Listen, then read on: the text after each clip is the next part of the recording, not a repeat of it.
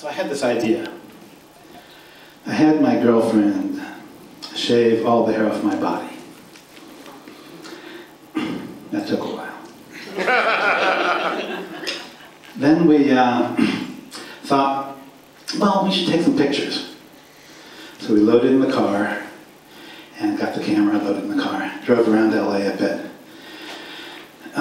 This guy kind of found some interesting places. I'd get out, take off my clothes, she'd take some pictures, we'd move on.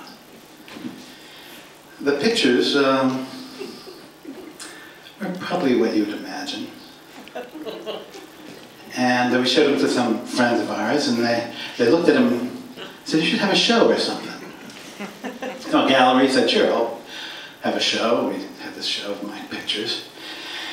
My friend Lance was there, and he's not really an art guy, and he looked at the pictures and he says, Elisha, why did you do this? For fun, Lance? That was fun? To give you an idea when this all took place, a few years later, somebody invents the internet. So I'm looking at the internet. This is really cool, and I want a webpage too, so I get a webpage called Nihilist's Corner, because I think that's funny.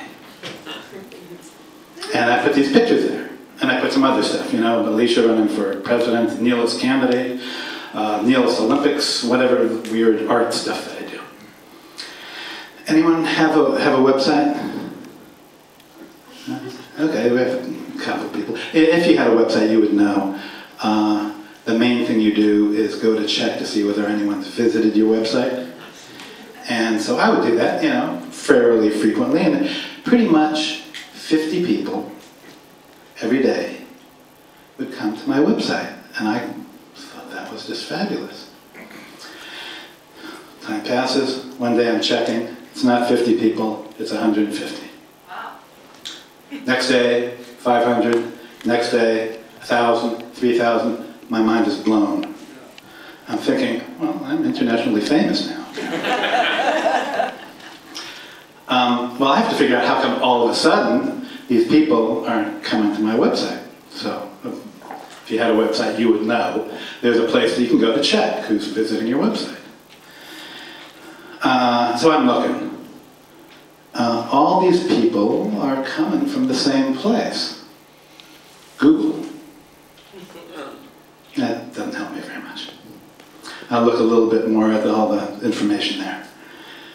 It seems all these people type the same word into Google. Shaved.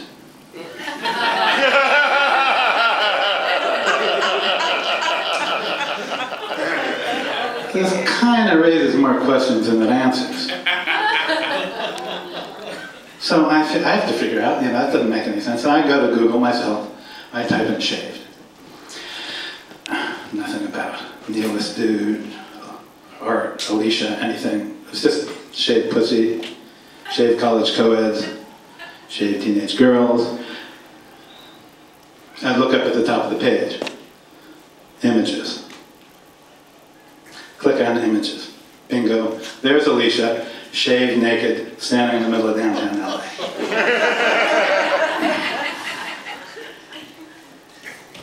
Well, now I'm picturing thousands of guys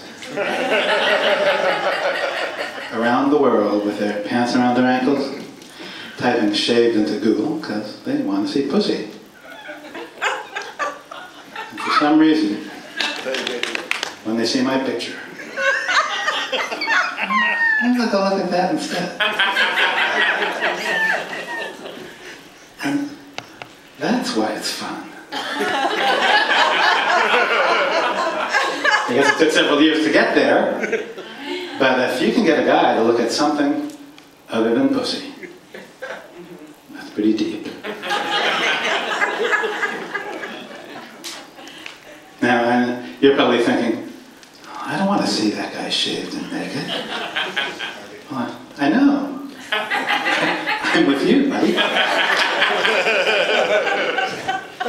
But when you go home tonight,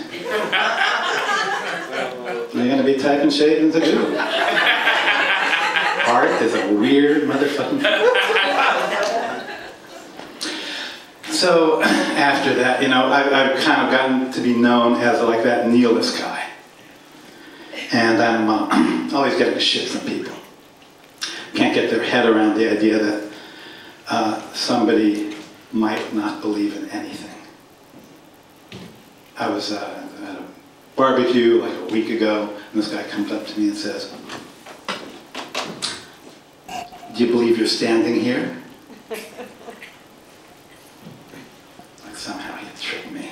I said, well, if he believes that, then he obviously is not a nihilist. I hear the stupidest shit. So regularly, someone will say, "Do you believe in nihilism?" Obviously, a person who believes in nihilism cannot be a nihilist.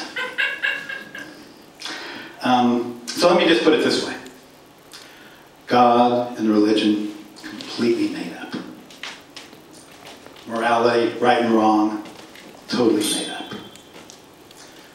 Our existence is completely pointless. If there's something that you think is true, there will come a time when that thing is not true. And then there'll come another time when maybe it's true again. Who the hell knows? You can't count on it. Now, I don't really care if you call me a nihilist, but I think nihilist kind of fits that. Yeah, that's not funny, is it? So people think, well, man, that sounds depressing. It is. But for you, people who believe in things, it is depressing. For me, it's fine. People wonder, well, just what does a nihilist do during the day? Anything, you know?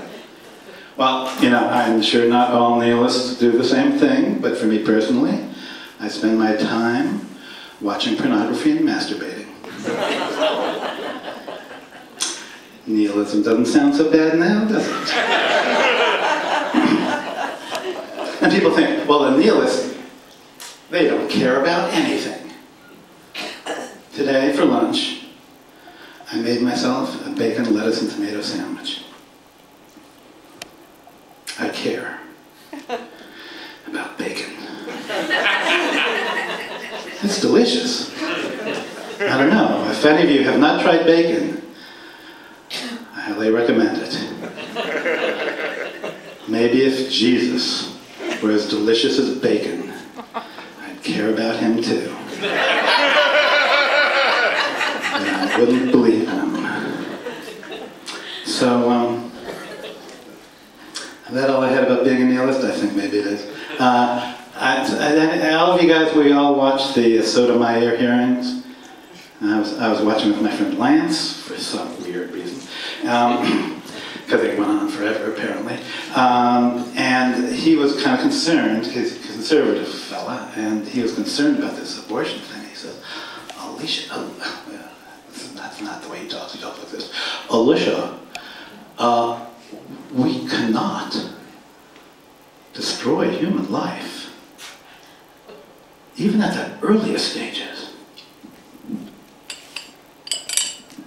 I was kind of touched by that. You might be surprised, because I was thinking of my own kids.